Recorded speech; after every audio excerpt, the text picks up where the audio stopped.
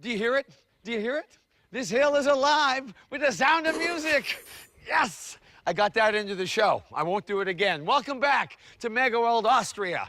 You know, you cannot come to this fine country without going snowboarding or skiing. Unless you're me and you come here in the summer.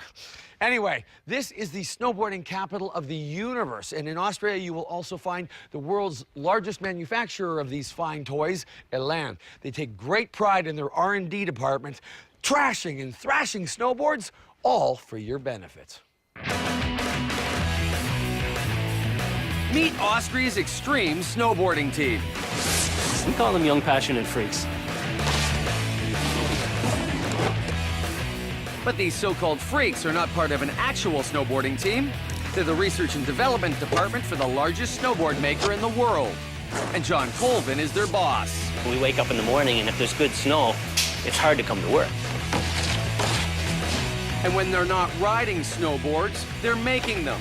And that includes breaking them. They can't make a board better if they can't break it. Today, it's a race to see whose board can take the biggest beating. George, the project engineer, is the judge. And Antoine is first up.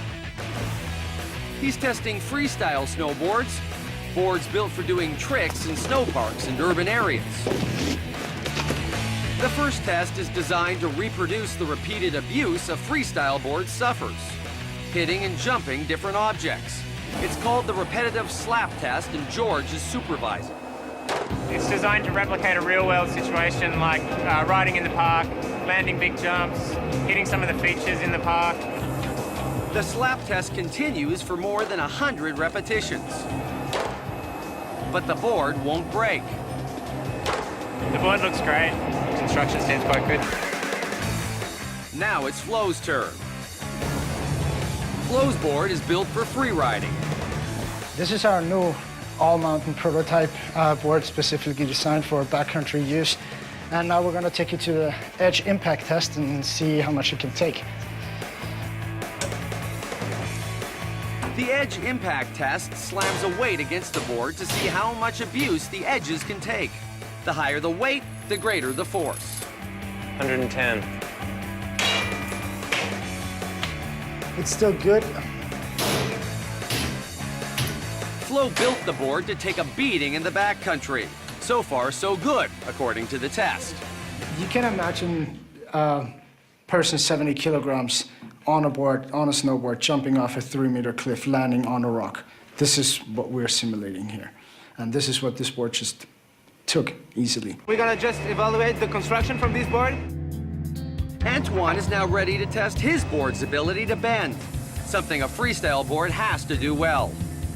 Wow, they need to take a beating. I mean, they really need to take that tremendous amount of stress and absorb it and bounce back. It's gonna just bend the board as much as we can in different level. We're gonna bend the board like this way, and hopefully it's gonna pass a certain level. They start off at the lowest level and increase the weight as they go along. Whoa! The board breaks, but Antoine isn't surprised. The test stresses the board more than what it would ever experience on the slopes. It's somehow painful, you know? Now Flo is ready to go. He'll test how much force a snowboarder can put on the board through the bindings without breaking it. Those binding screws is all that's holding you onto that snowboard. So what that insert pull-out strength test will do for you is make sure that there's enough strength holding you onto the snowboard with your bindings. 4,000. 4,500. Whoa, there we go. 4,586. Past the threshold. Now Flo's board is also broken.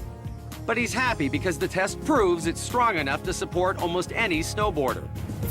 The force needed to pull out those inserts is roughly 2 tons, which means you could lift up a decent-sized car with these. So this is definitely more than a regular board needs. The real test is whether they survive the slopes. There's no rivalry. I know I'm better. So He's just an for sure. Antoine starts by jumping a table, a real version of the slap test in the lab. It was okay, it was pretty okay. Next, it's a steel rail. Finally, he sticks a log in one of the jumps. It's a tip test with a twist. Let's go, Antoine. Let's see it.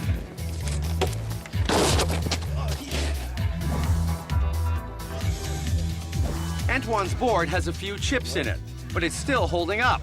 Pretty good for a prototype. It's now Flo's turn to do some free riding.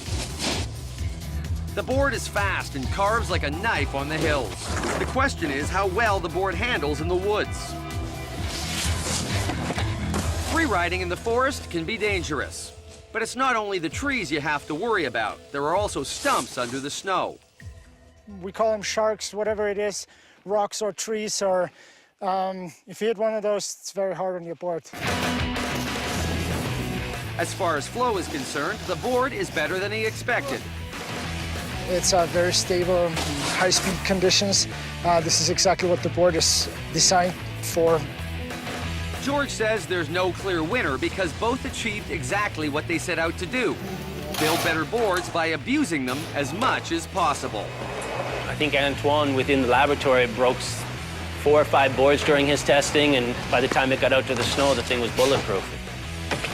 And Flo is much the same. You know, Flo, as a free ride guy, demonstrated that he made the right board. That board came back bomb-proof. The boards may be bomb-proof, but the guys riding them have bruises and at least one broken rib. That's all part of the job. Probably one of the best jobs in the world. Simple as that. Agreed. Cheers to that. Yeah.